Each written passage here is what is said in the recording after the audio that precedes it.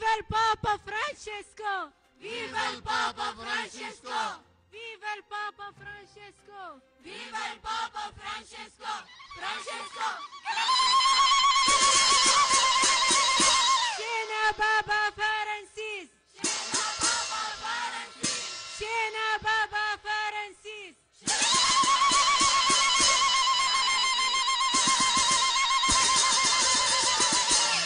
أهلا بك في نينوى! أهلا بك أهلا بك في نينوى! في نينوى!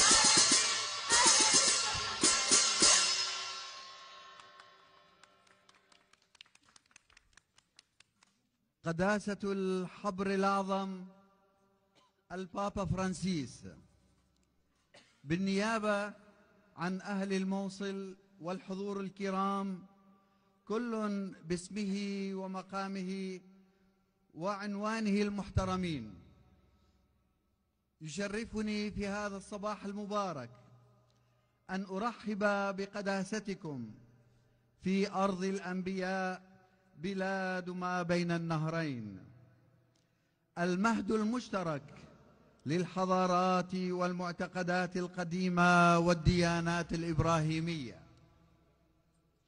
شكرا لوجود قداستكم معنا، رسول سلام وصوت صارخ يوقظ الضمائر النائمة. بالأمس قام النبي يونان بهداية أهل نينوى ونجوا. اليوم نريد صوتا نبويا لمساندة هذا الشعب المتألم الذي يعاني من عبء العنف والظلم واللا عدالة الاجتماعية. اليوم نشاهد البذور اليانعة تتفتح يوما بعد يوم في ربوع نينوى من خلال الشباب وأصحاب النوايا الحسنة لمحاربة الفقر والظلم. كلنا نقول معا وبصوت واحد: لا للأصولية، لا للطائفية، ولا للفساد. رجالا ونساء في الموصل وربوع نينوى يبنون جسورا بين البشر بلا كلل ولا ملل، ويهدمون الأسوار بين الأديان لتحقيق المحبة والأخوة الإنسانية. نحن أبناء الكنائس والمساجد والحسينيات والمزارات إخوة في البشرية، بقلب واحد وإرادة واحدة، يدا بيد نعبر لقداستكم عن وحدتنا من خلال التنوع والتكامل. نطلب أن تصلوا من أجل شعب العراق الجريح والشرق الأوسط وجميع البلدان الفقيرة والممزقة عبر العالم، أن يقفوا شامخين ويسيروا نحو الأمام عازمين لتحقيق السلام الاجتماعي والكرامة الإنسانية والازدهار. أيها الحبر الأعظم الجليل، أشكر قداستكم على تحقيق حلمنا هذا، ونقول شكرا لوجودكم بيننا، وأهلا وسهلا بشينا وبشلامة. بنفينيتو. جراتسيا.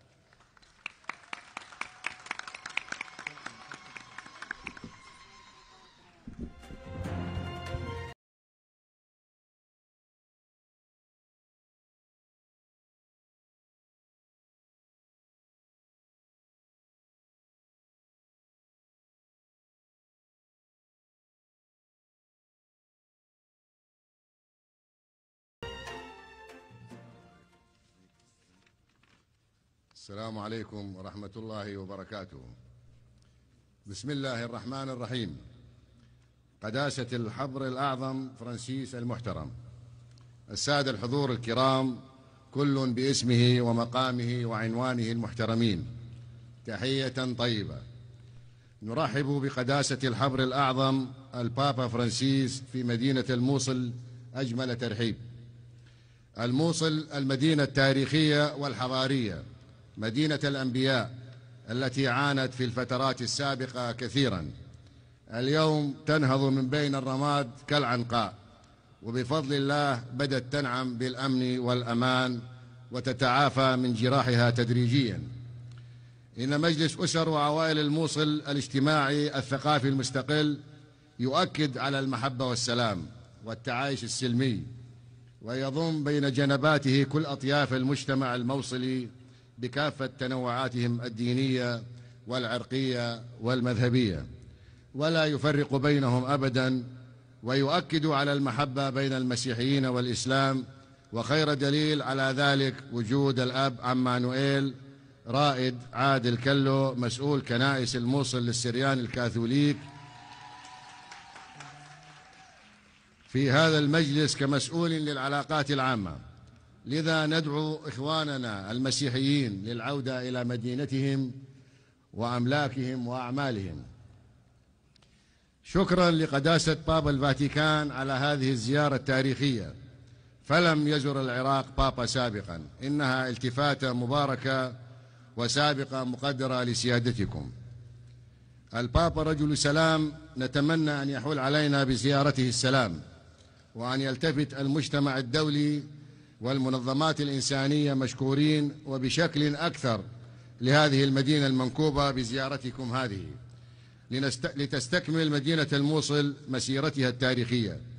والله الموفق، والسلام عليكم ورحمة الله وبركاته. قتيبة محمد أغا، رئيس مجلس أسر وعوائل الموصل.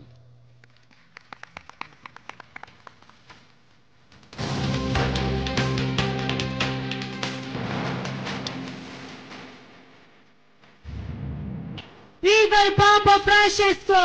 Viva il Papa Francesco! Viva il Papa Francesco! Viva il Papa Francesco! Francesco! Scena Papa Francis! Scena Papa Francis! Scena Papa Francis! Scena Papa Francis! قداسة الحبر الأعظم، الحضور الكريم، إن التعايش السلمي والعيش المشترك في مدينة الموصل اليوم ليس شعارات نطلقها لمجاملة بعضنا البعض، بل هي مواقف حب عميقة وسلام حقيقي اختبرته مع إخوتي المسلمين في هذه المدينة المنكوبة، وأحب اليوم أن أشرك قداستكم بهذه الخبرة. عدت قبل 3 سنوات فاستقبلني إخوتي المسلمين بحفاوة وحب كبير كتلك التي نستقبل قداستكم بها اليوم. غمروني بحبهم، فالتمست منهم الاحترام لمقدساتنا وإيماننا، ولعل زيارة أئمة وخطباء جوامع الموصل الأثر البليغ في نفسي حين دخلوا الكنيسة للتهنئة. كما زارني جميع مسلمو المدينة من الكتاب والأدباء وشيوخ العشائر والمثقفين والعمال البسطاء على حد سواء، ليقدموا التهاني في إعادة بناء كنيسة البشارة التي هدمها داعش، علما أن من رسم أيقونات الكنيسة ونحت تماثيلها وخط آياتها الإنجيلية هو فنان مسلم من أهالي الموصل. هل يوجد أيقونة للتعايش المشترك أجمل من هذا؟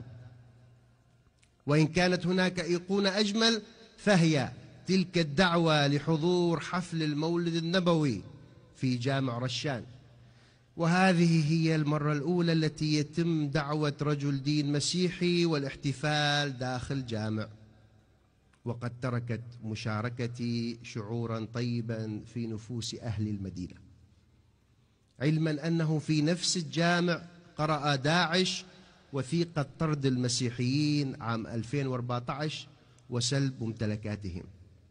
وفي نفس الجامع تم تكريمي بدرع الاحتفال. إنه نصر عظيم نحققه مع بعضنا البعض، مسيحيين ومسلمين ويزيدية. غادرت المدينة في 10/6/2014 مع رعية متكونة من 500 عائلة مسيحية، هاجرت معظمها إلى خارج القطر، والبقية الباقية تخاف العودة، والذين يسكنون المدينة اليوم من المسيحيين لا يتجاوزون 70 عائلة. لكني اليوم أسكن مدينة الموصل وفيها 2 مليون مسلم ينادوني أبونا رائد.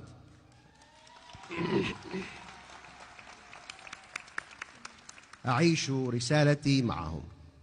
قداسة البابا، أهالي الموصل اليوم يدركون تماما أهمية الحضور المسيحي بينهم، فهم بحاجة إلى أن يلتفت إليهم العالم من أجل عيش رسالة السلام والحب، تلك التي شوه داعش ملامحها بأفعاله. شكرا لحضوركم التاريخي بيننا. باركنا يا أبتي لنستمر في رسالتنا. الأب رائد عادل، مسؤول كنائس الموصل السرياني الكاثوليك. شكرا.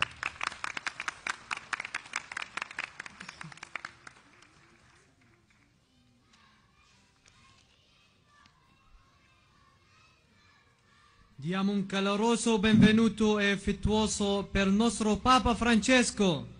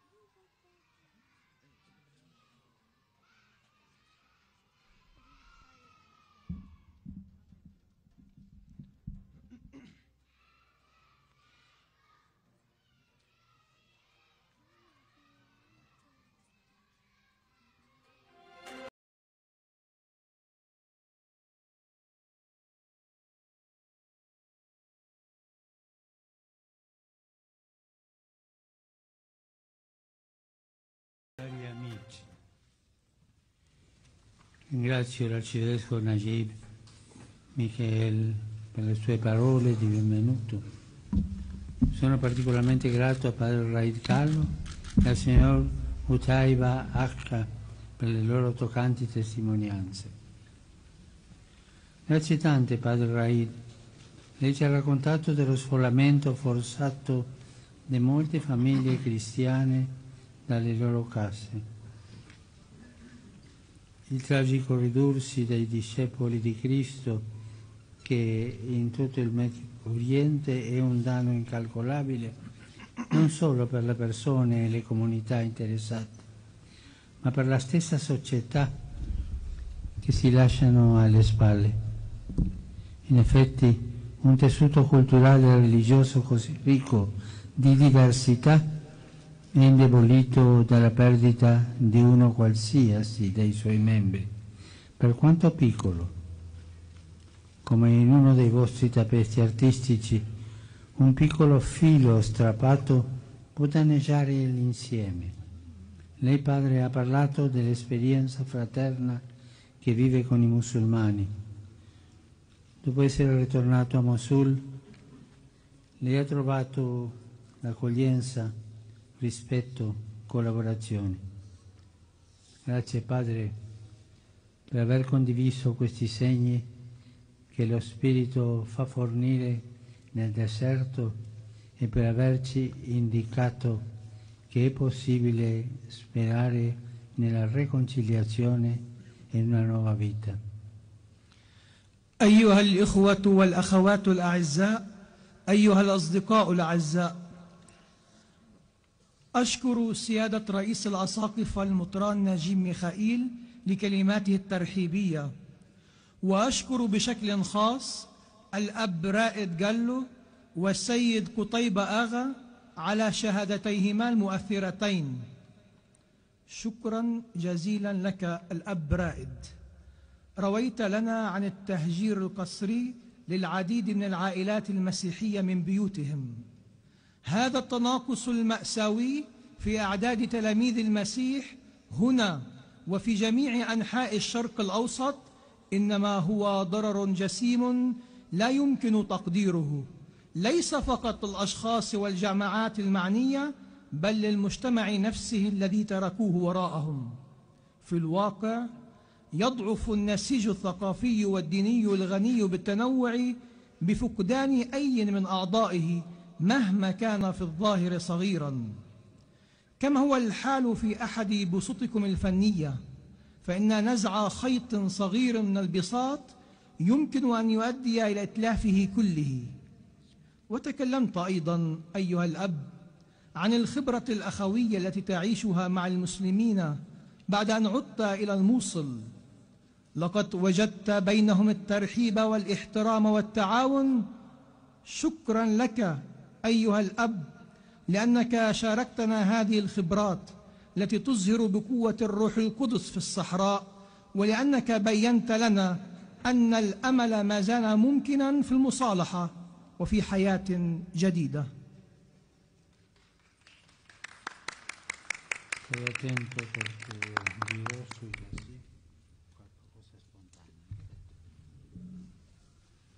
Signor H, lei ci ha ricordato che la vera identità di questa città è quella della convivenza armoniosa tra persone di origine e culture diverse. Per questo accolgo con grande favore il suo invito alla comunità cristiana a tornare a Mosul e ad assumere il ruolo vitale che le è proprio nel processo di risanamento e di rinnovamento.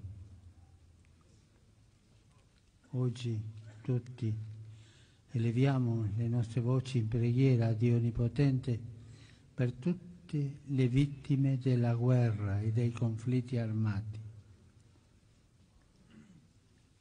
Qui a Mosul le tragiche conseguenze della guerra e delle ostilità sono fin troppo evidenti. Come è crudele questo paese, culla di civiltà, come è crudele che sia stato colpito da una tempesta così disumana, con antichi luoghi di culto distrutti e migliaia di persone, musulmani, cristiani, i giasidi, che sono stati annientati crudelmente per il terrorismo, e altri sfogliati con la forza o uccisi. Oggi, malgrado tutto, riaffermiamo la nostra convinzione che la fraternità è più forte del fratricidio e la speranza è più forte della morte e la pace è più forte della guerra. Questa convinzione parla con voce più eloquente di quella dell'odio e della violenza e mai potrà essere soffocata nel sangue versato da coloro che pervertono il nome di Dio percorrendo strade di distruzione. السيد آغا، أنت ذكرتنا أن الهوية الحقيقية لهذه المدينة هي العيش المتناغم معا بين أناس من مختلف الأصول والثقافات. لهذا أرحب بحرارة بدعوتكم للجماعة المسيحية لأن تعود إلى الموصل وتقوم بدورها الحيوي في عملية الشفاء والتجديد. نرفع اليوم صلاتنا إلى الله القدير من أجل جميع ضحايا الحرب والنزاعات المسلحة. هنا في الموصل تبدو واضحة جدا عواقب الحرب والعدوات المأساوية. إنها لقسوة شديدة أن تكون هذه البلاد مهد الحضارات قد تعرضت لمثل هذه العاصفة اللا إنسانية التي دمرت دور العبادة القديمة وألوف الألوف من الناس، مسلمين ومسيحيين ويزيديين الذين تأثروا كثيرا من الإرهاب وغيرهم، هجروا بالقوة أو قتلوا. واليوم على الرغم من كل شيء نحن نؤكد من جديد قناعتنا بأن الأخوة أقوى من قتل الإخوة، وأن الرجاء أقوى من الموت، وأن السلام أقوى من الحرب. تنطق هذه القناعة بصوت أكثر بلاغة من صوت الكراهية والعنف، ولا يمكن أن يخنق في وسط الدماء التي تسبب في إراقتها هؤلاء الذين يشوهون اسم الله ويسيرون في طرق الدمار.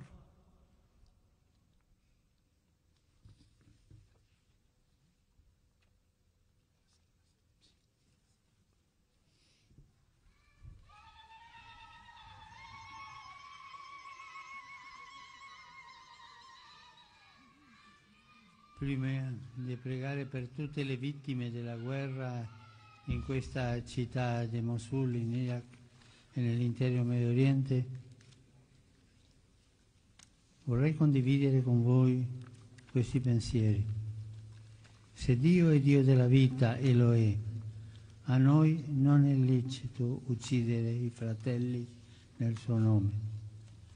Se Dio è Dio della pace e lo è, a noi non è lecito fare guerra nel suo nome. Se Dio è il Dio dell'amore e lo è, a noi non è lecito odiare i fratelli. Ora preghiamo insieme per tutte le vittime della guerra, perché Dio Onnipotente conceda loro vita eterna e pace senza fine e li accolgo nel suo amorevole abbraccio. E preghiamo anche per tutti noi, perché al di là delle appartenenze religiose possiamo vivere in armonia e in pace, consapevoli che agli occhi di Dio siamo tutti fratelli e sorelle. قبل أن نصلي من أجل جميع ضحايا الحرب في هذه المدينة الموصل وفي العراق وفي جميع أنحاء الشرق الأوسط، أود أن أشارككم هذه الأفكار. إن كان الله إله الحياة وهو كذلك، فلا يجوز لنا أن نقتل إخوتنا باسمه. إن كان الله إله السلام وهو كذلك، فلا يجوز لنا أن نشن الحرب باسمه.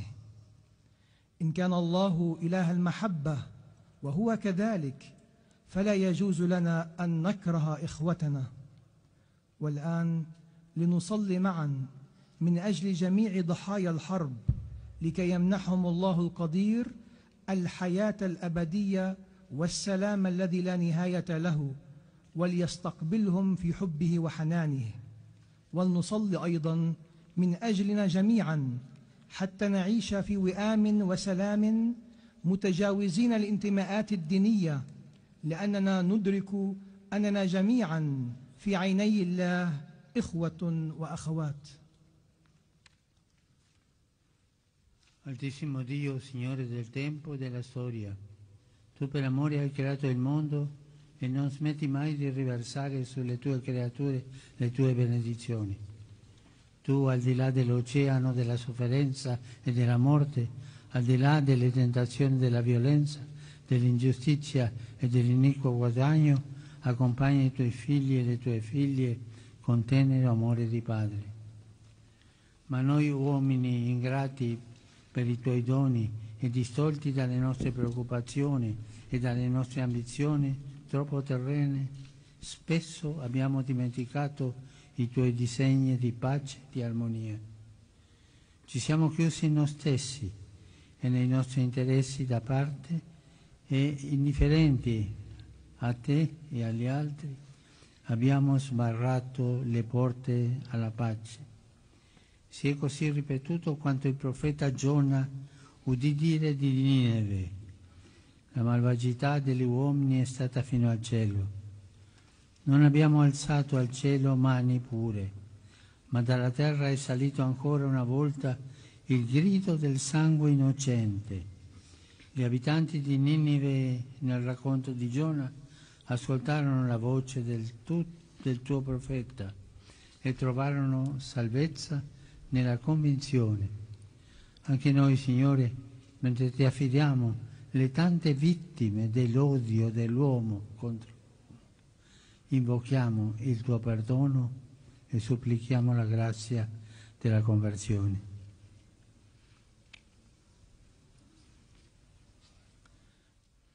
أيها الإله العلي يا رب الزمان والتاريخ، بحبك خلقت العالم وما زلت تفيض بركتك على خليقتك، وبالرغم من هول الآلام والموت والميل إلى العنف والظلم والمكاسب الأثيمة ما زلت ترافق أبناءك وبناتك أبا محبا حنونا. لكننا نحن البشر أنكرنا عطاياك وطغت علينا اهتماماتنا وطموحاتنا الأرضية. غالبا ما نسينا أفكارك، أفكار السلام والوئام. انغلقنا على ذواتنا وعلى مصالحنا الخاصة ولم نكترث لك وللآخرين، فأغلقنا الأبواب أمام السلام. وهكذا تكرر ما سمعه يونان النبي عن نينوى: قد صعد شر البشر إلى السماء. لم نرفع إلى السماء أيديا طاهرة، بل صعد مرة أخرى من الأرض صراخ الدم البريء.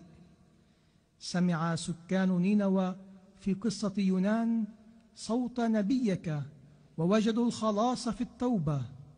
نحن أيضا يا رب إننا نوكل إليك الضحايا الكثيرة لكراهية الإنسان للإنسان، ونلتمس مغفرتك ونسألك نعمة التوبة. Kyrie eleison, Kyrie eleison, Kyrie eleison. يا رب ارحم، يا رب ارحم، يا رب ارحم.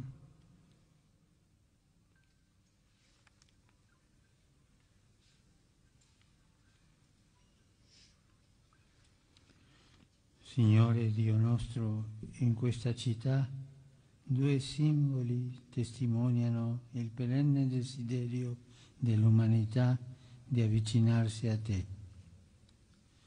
La moschea al-Nouri con il suo minareto alla Habda e la chiesa di Nostra Signora dell'Orgoglio.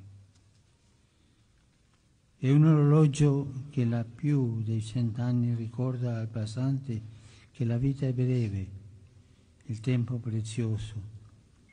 Insegnaci a comprendere che tu hai affidato a noi il tuo disegno di amore, di pace, di riconciliazione, perché l'attuassimo nel tempo, nel breve volgere della nostra vita terrena.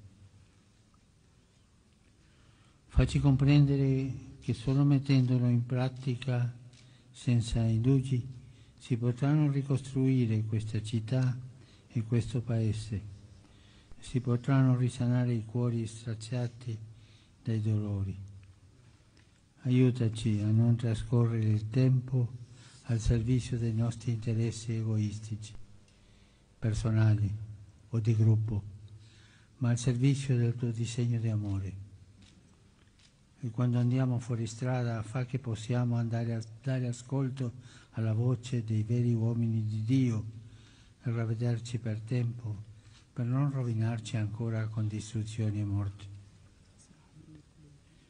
Ti affidiamo coloro la cui vita terrena è stata accorciata dalla mano violenta dei loro fratelli e ti imploriamo anche per quanto hanno fatto del male ai loro fratelli e alle loro sorelle, si rivedano toccati dalla potenza della tua misericordia. أيها الرب إلهنا، في هذه المدينة رمزان يشهدان على شوق الإنسانية الأبدي للاقتراب منك. جامع النور ومنارته الحدباء وكنيسة الساعة. إنها ساعة ما زالت منذ أكثر من 100 عام تذكر المارة بأن الحياة قصيرة والوقت ثمين. علمنا أن نفهم أنك أنت أوكلت إلينا خطتك، خطة محبة وسلام ومصالحة، فنتمكن من تحقيقها في هذا الزمن في فترة حياتنا الأرضية القصيرة.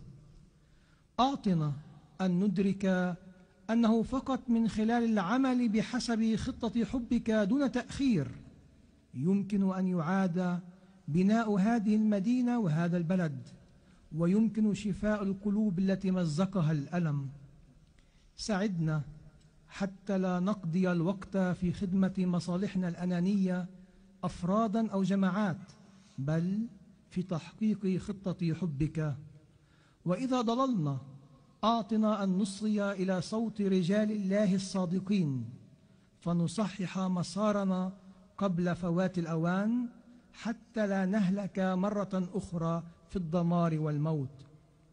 إننا نوكل إليك أولئك الذين توقفت حياتهم على الأرض بسبب العنف على يد إخوتهم، ونطلب منك أيضا من أجل الذين صنعوا الشر لإخوتهم وأخواتهم أن يتوبوا بفعل قوة رحمتك. Requiem aeterna dona eis Domine, et lux perpetua luceat eis. Requiescant in pace. Amen. الراحة الأبدية أعطهم يا رب، والنور الدائم فليضئ لهم ليستريحوا بسلام. آمين.